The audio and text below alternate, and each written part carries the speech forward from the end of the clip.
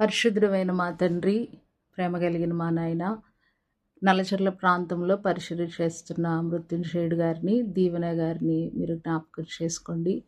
వారికి అనుగ్రహించిన faith and hope మినిస్ట్రీస్ని బట్టి మిమ్మల్ని స్తుతిస్తున్నాం. పరిచర్యలో నాయన మీ ఆత్మ సహాయంని బిడ్డలకు దయచేయండి.